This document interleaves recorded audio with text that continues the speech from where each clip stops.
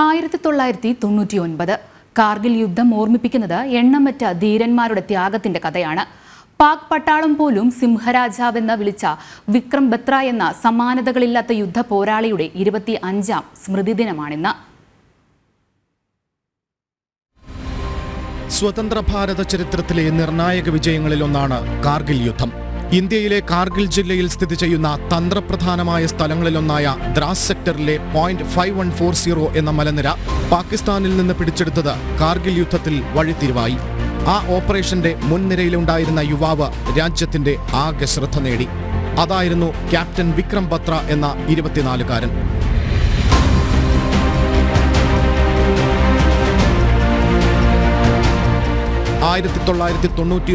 June 20 captain Batra മലനിരകൾക്ക് മുകളിൽ ഒളിച്ചിരിക്കുന്ന ശത്രുക്കളെ ലക്ഷ്യമാക്കി നീങ്ങുന്നത്.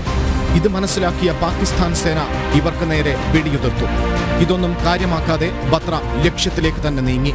ശത്രുക്കളെ കീഴ്പ്പെടുത്തി മുന്നേറി. പാക് സേനയുടെ ആദ്യ ബങ്കർ ഗ്രനേഡ് എറിഞ്ഞു തകർത്തു.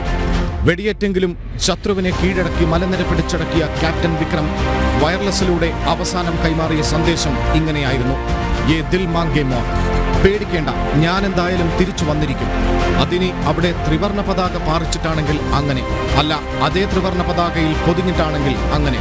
ഞാൻ വന്നിരിക്കും തിരികെ, ഉറപ്പായി, ഡോണ്ട് വറി.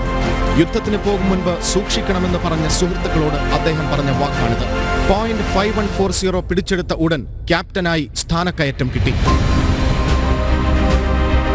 അന്നത്തെ കരസേനാ മേധാവി ജനറൽ വേദ് പ്രകാശ് മാലിക് അദ്ദേഹത്തിന്റെ ഈ നേട്ടത്തിൽ അഭിനന്ദിച്ചു.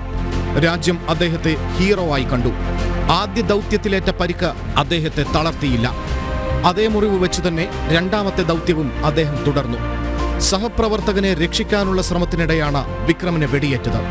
ഭാരതത്തിന്റെ 52ാം സ്വാതന്ത്ര്യദിനമായ 1999 ഓഗസ്റ്റ് 15 വിക്രം ബത്രയ്ക്ക് രാജ്യം പരമോന്നത സൈനിക ബഹുമതിയായ പരംവീർ ചക്ര നൽകി ആദരിച്ചു.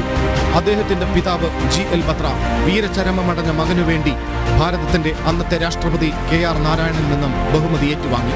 അന്നത്തെ ആ യുദ്ധത്തിൽ ഇന്ത്യക്ക് നഷ്ടമായത് 527 ജീവനുകളാണ്. പാകിസ്ഥാന് നഷ്ടമായ സൈനിക ജീവനുകളെക്കുറിച്ച് ഇന്നും കൃത്യമായ കണക്കുകൾ ലഭ്യമല്ല. അസാധാരണമായ ശൗര്യവും അചഞ്ചലമായ ദേശസ്നേഹവും കൊണ്ട് ചരിത്രത്തിൽ തന്റെ പേര് സ്വർണ്ണ ലിപികളാൽ എഴുതിച്ചേർത്ത സൈനികൻ.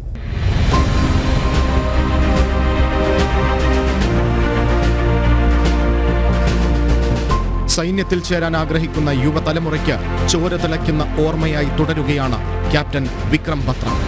നാഷണൽ ഡെസ്ക്, ജനം.